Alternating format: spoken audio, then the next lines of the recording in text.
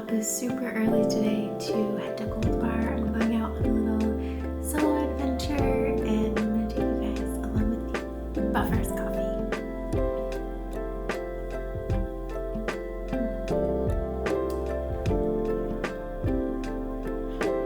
Elixir of life, let me tell you.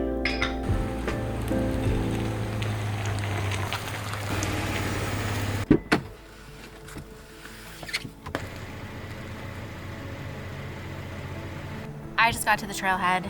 This is my first proper hike in Washington, completely alone. And I'm a little nervous, but I picked a super popular trail and it feels good to be here.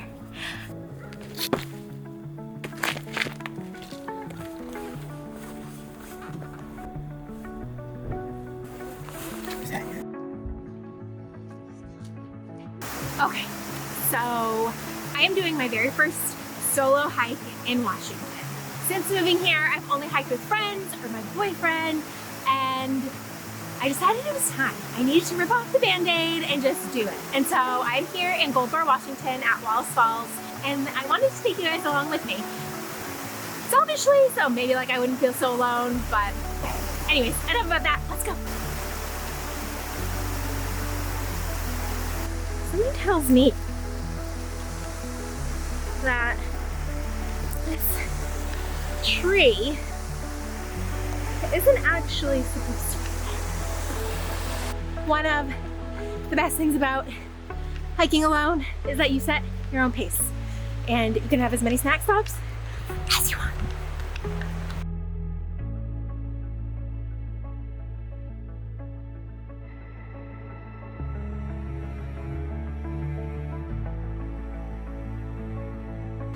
Another thing that's great about hiking alone is the silence.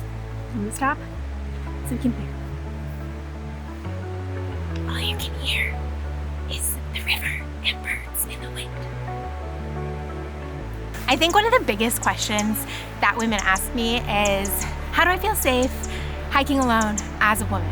And the truth is, it's a practice like anything else. And I am gonna be the first to admit, I don't always feel jazzed about going hiking alone, but I do it because I love the outdoors, and if I was to wait for someone to hike with me, I would be waiting forever. As I said earlier, I'm hiking in an entirely new state this year, and it feels so different than anything I've ever done before. And so one day when I was living in Colorado, I just decided to do it, and ever since I have been doing it, and I've been putting these 10 tips into use, into practice every time I hike, and now more than ever are they so useful as I'm starting to hike alone in an entirely new state. One of the most important tips and things I've learned is always letting someone know where you're going. Tell them when they can expect to hear from you, your ETA, give them the trail link, all of those things. Another thing that helps me feel safe on trail is AllTrails. With their Plus subscription, you can download maps offline, you can view maps in 3D, and you'll receive wrong turn alerts should you ever head off trail. Another thing I like to do is always greet people as they pass me so that they know I notice them and there's not gonna be any funny business going on. And tip number 4, always carry bear spray if you're in bear country, and if not, carry a small bottle of mace. It will add no extra weight to your pack and it is worth peace of mind. Okay, this one kind of reverts back to what I said about AllTrails, but always read trail reviews before you head out and check the weather. AllTrails is a great resource for both of those things, but I also recommend checking Windy. It is the one I check for all things weather in the mountains, and I also check mountain forecasts. It's only a website, but the website is super detailed. Tip number 6, always bring a Garmin InReach Mini or a similar SOS device, a headlamp, and a battery charger for your phone, because if you're using AllTrails or anything else while you're on trail, it'll kill your phone battery, and you get my drift. Tip number 7 is to bring your pup if you have one. Whew. Tip number 8, don't wear headphones. I know this is contrary to what probably a lot of people say or what you might be thinking, but you might think it's comforting not hearing any of the sounds around you. However, personally speaking, I recommend and feel that I'm most comfortable when I don't wear headphones, especially just when you're out in nature. You want to know what's going on around you at all times. You want to know if somebody is behind you, if something's happening in front of you, to the side of you, to the other side of you. You just want to make sure you can hear what's going on. And when you have headphones in, you can't really do that.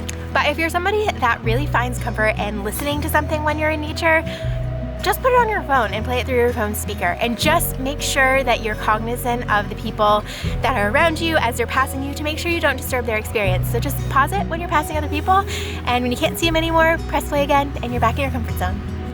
Tip 9, pick a popular trail. It'll probably add an extra layer of comfort knowing that you'll see others on trail. Contrary to what it looks like, I swear this trail is super popular. Okay, now that we're almost at the waterfalls, I'm gonna share the last tip, and that is to head out on a trail that's nearby your house. Something that's a mix of wooded and urban, something that's close to home so it's still within your comfort zone, but also kind of mimics those feelings of being on trail. That way you can kind of get a feeling for if you even really like to hike alone. And if you don't, no big deal. But you're watching this, so I'm assuming you do. All right, let's go to the waterfalls.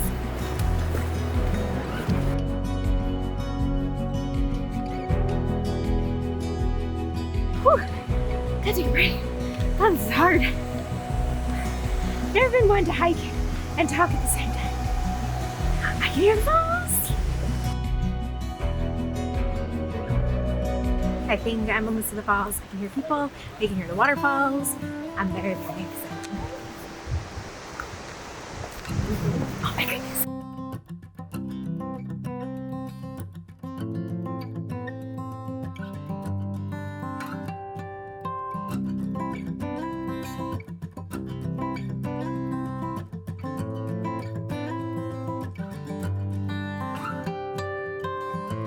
Now that I spent more time than I'm willing to admit up there, I'm finally headed back down to the car.